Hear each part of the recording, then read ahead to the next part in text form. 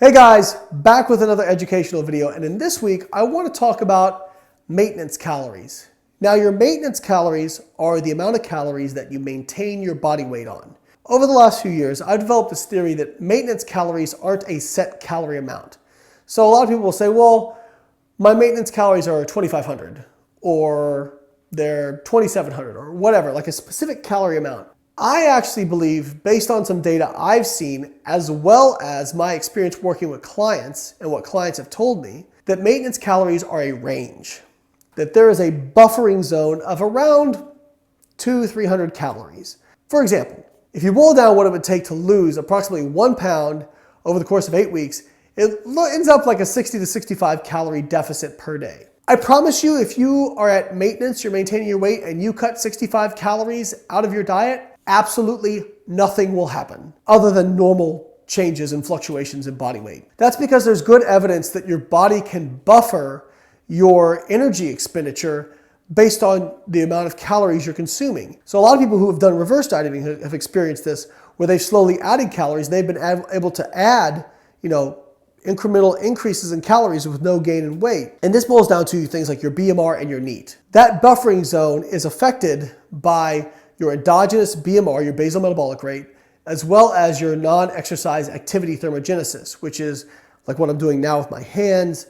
I'm not purposely trying to do this. This is just happening naturally, as weird as it seems. Unconscious ambulatory movement. That buffering zone, this maintenance calorie zone, in order for us to lose weight, we have to get outside of that zone. Same thing to gain weight.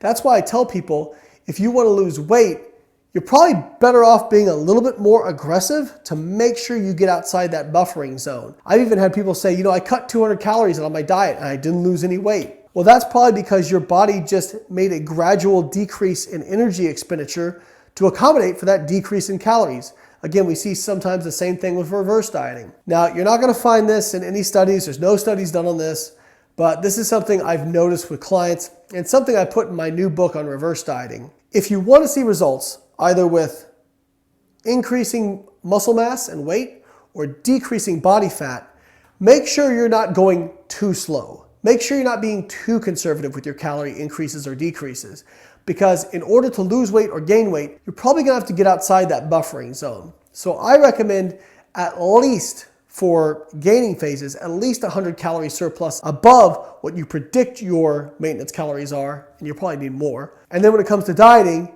I recommend at least a 20% drop from your maintenance calories. That will likely get you outside your maintenance range, and you'll see progress at least until metabolic adaptation catches up with you, and then you've got to bust through some plateaus. If you like this video, guys, make sure you check out the complete reverse dieting guide by myself and my wife, Holly Baxter. We talk about this maintenance calorie range in detail, as well as giving you all the tools you need to reverse diet. Thanks for watching.